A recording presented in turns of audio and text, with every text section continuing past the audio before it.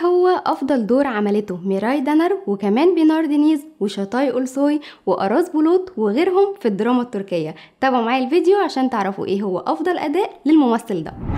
ميراي دانر بالنسبة لي هي من أفضل الممثلين اللي موجودين حاليا في ساحة الدراما التركية، وعلى فكرة أنا بتابعها تقريبا من أول مسلسل عملته كان مسلسل المد والجزر، وكان ساعتها لسه بنوتة صغيرة وعاملة دور بسيط خالص لكن برضو أثبتت وجودها فيه.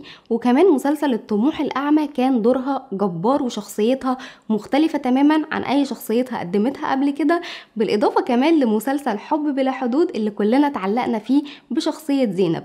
ولكن مسلسل أنت وطني بالنسبة لي يختلف دور ميراي دانر عن أي دور تاني هي قدمته، لأن وقتها كانت ميراي تقريبا عندها 19 سنة وأبدعت في الأداء الدرامي في الدور ده. حقيقي أنا كنت بتفرج على شخصية هلال وأنا فخورة بالأداء بتاعها، واللي هي إزاي بنوتة عندها 19 سنة تعمل الأداء الدرامي بتاعها ده، سواء في حبها للوطن، في إن هي مشاعر الرومانسية ما بينها وما بين ليون، وكمان إحساسها بالذنب إن هي بتحب العدو بتاعها او عدو الوطن بتاعها. كمان المشاهد بتاعتها ما بينها هي وباباها جودة اللي كانت شايفاه ان هو جاسوس وعدو للوطن، يعني في نفس الوقت هي ابوها فبتحبه جدا من قلبها، لكن شايفة ان هو دلوقتي عدو لوطنها فهتضطر ان هي تكرهه. المشاهد بتاعتها برضو مع عزيزة والدتها كلها كانت مشاعر وحب، تحس انه انت فعلا وانت بتتفرج على الشخصية ايه ده، ايه الجمال والابداع ده، هيفضل لحد الان. يعني معرفش بعد كده هتعمل ادوار تانية هيبقى احسن من ده ولا لا، لكن بالنسبة لي ميراي دانر افضل دور ليها قدمته هو كان مسلسل انت وطني وشخصية هلال. لو انتوا كمان شايفين ان هي ادت دور تاني او حاجة مختلفة عن اللي انا قلته، ياريت تشاركوني بالكومنتات ايه هو افضل دور لميراي دانر.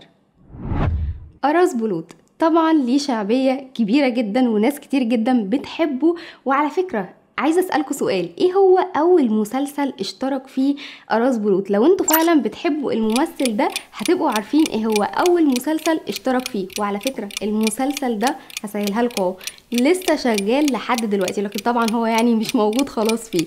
ومن ضمن الاعمال بتاعه اراس طبعا واللي خلته الجوكر بتاع تركيا كان مسلسل الحفره، بالرغم ان هو ابدع كمان في مسلسل في الداخل وبالذات في مسلسل على مر الزمان، ولكن مسلسل الحفره هيفضل هو اقيم الاعمال اللي قدمها اراس. وكمان افضل شخصيه هي كانت شخصيه ياماش كوشفالي اللي كان الناس كلها اتعلقت بيها، ولحد دلوقتي تلاقي الرمز بتاع الحفره ناس عاملينه تاتو، ناس عاملينه الشعار بتاعهم على كافيه او في مج او في تيشيرت، هتلاقيه موجود في كل حته. فعلا المسلسل ده لحد دلوقتي انت تخرج من الحفره ولكن هو مش قادر يخرج مننا، او احنا مش قادرين نخرج من الحفره فعلا بعد ما شفنا المسلسل ده. الاداء بتاعه بقى في المسلسل كان حلو جدا، قدم اكشن حلو، قدم دراما حلو، قدم رومانسيه حلو، فتنوع يعني عمل كل الانواع بتاع التمثيل في مسلسل واحد بس. المشاهد الدراميه كان مبدع فيها لدرجه كبيره جدا، يعني انا مش هقدر انسى المشهد بتاع موت سنة الحلقه رقم 27 من الجزء الثاني ده، مش هنقدر ان احنا ننساها اصلا، وهو مشاعر العجز وهو واقف ايه ده اعمل ايه، يعني مش عارف اعمل ايه، شايفها خلاص بتموت قدامه ومش عارف يعمل حاجه، ولا عارف يكسر الحوض اللي فيه الميه، ولا عارف يعمل حاجه، فادى مشاعر العجز فيها بطريقه حلوه جدا. كمان المشهد برضو بتاع موت ادريس عبقري عبقري جدا، اللي هو برضو فيه نفس المشاعر بتاع العجز، ولكن اضطر ان هو يقتل والده. بعدها بقى شوفوا شعوره بالندم وهو رايح عند التربة وعمال يحضن في التراب، في مشهد كان صامت جدا وصل لك من خلاله الاحساس بتاعه. ففعلا تحس ان الممثل ده مبدع، يعني مش هنقدر نقول حاجة اكتر من كده، يعني هو فعلا من افضل الادوار اللي قدمها اراس كان ياماش في الحفرة. بينار دينيز كمان من افضل الممثلات اللي موجودة في الوسط الفني حاليا، وطبعا اكتر دور شهرها هو دورها في مسلسل القضاء، لكن هي قبل كده كانت عملت حاجات تانية زي عشق 101 وكمان مسلسل انت وطني كانت مع ميراي دانر، بس ميراي كانت تفوقت عليها في انت وطني بصراحة. لكن افضل مسلسل لبينار دينيز بالنسبة لي هو مسلسل القضاء. انا كنت بتفرج على المشاهد بتاعتها بحس ان دي محامية، دي مش واحدة بتمثل، لا دي واحدة دارسة القانون، وفعلا يعني كنت معجبة جدا بالشخصية بتاعتها بصراحة وبقوتها في الشخصية، وفي نفس الوقت اللحظات بتاعت الانهيار بتاعها والضعف كانت بتعملها باسلوب حلو جدا. وكمان الحتة اللي هي بتاعت ان اي حاجة او يعني عايزة تخرج من حالة البكاء او الكآبة اللي هي فيها، بتروح تهرب للموسيقى تسمع عشان ما تبكيش. خلانا ان احنا رابطين الشخصية دي بان هي بتسمع الموسيقى علشان ما تعيطش، فبقى في تعاطف ما بيننا وما بين الشخصية دي. بالاضافة كمان المشهد بتاع ضياع بنتها واختفائها، وان هي مش مصدقة ولا مستوعبة ان بنتها ممكن تكون ماتت، يعني عملت فيه مشاعر الأمومة بطريقة سلسة جدا، تحس ان هي السهل الممتنع. انا كنت المشهد ده بتفرج عليه وانا عماله بسح دموع والله العظيم، من كتر ما هي ابدعت فعلا في المشهد ده، ومن كتر ما انا حسيت ان هي فعلا حاجه واقعيه مش مجرد تمثيل. ففعلا من افضل المسلسلات او من افضل الادوار اللي عملتها بينار دينيز هو كان دورها في مسلسل القضاء اللي هو المحاميه جيلين. مراد يلدرم هو الممثل المفضل بالنسبه لي، اللي متابعني عارف كده ان انا بحب الممثل ده جدا، فانا عارفه ان كلامي فيه هيبقى فيه تحيز شويه، بس معلش يعني انا بحبه.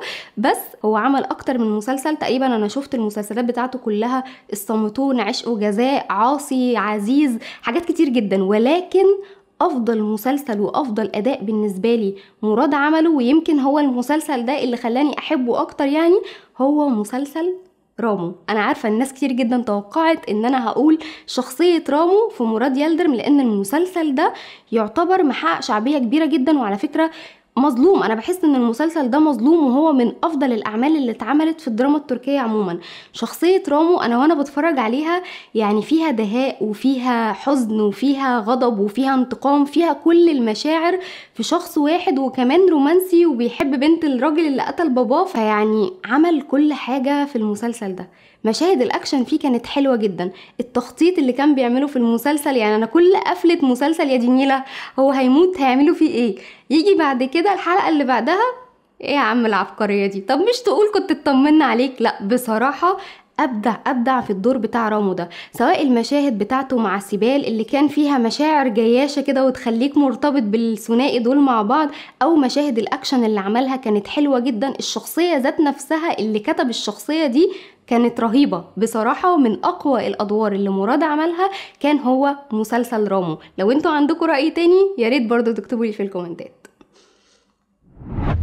جيمري بيسال دايما الناس كانت شايفاها تنفع الادوار الكوميديه الرومانسيه، الحاجات اللي هي الخفيفه، ولكن بالنسبه لي وتحديدا في موسم 2024 2025 جيمري بيسال غيرت رايي عن الفكره دي خالص، وان انا بقيت شايفه ان هي فعلا تقدر ان هي تأدي الادوار الدراميه وبشكل حلو جدا. طبعا هي اتعرفت في مسلسل لعبه الحظ وجانبي الايسر، وكمان عملت دور في مسلسل رامو، ولكن افضل اداء انا شفته لجيمري بيسال كان مسلسل ليلى حياة عشق عدالة.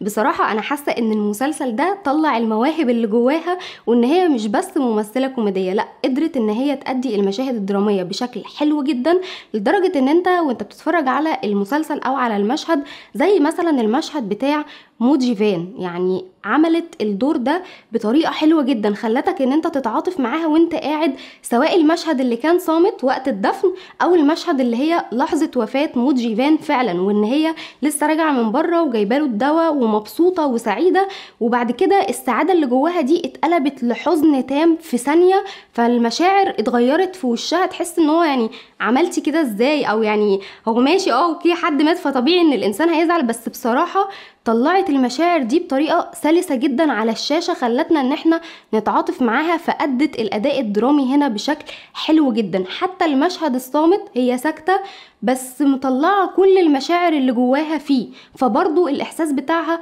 وصلنا جدا. عملت برضو في المسلسل ده مشاعر الانتقام ومشاعر الخوف، فيعني كل حاجة عملتها في المسلسل ده انا حاسة ان هي خلاص، يعني انت فعلا قادرة ان انت تأدي كل الادوار، مش بس يترمى عليكي الادوار الكوميدية بس.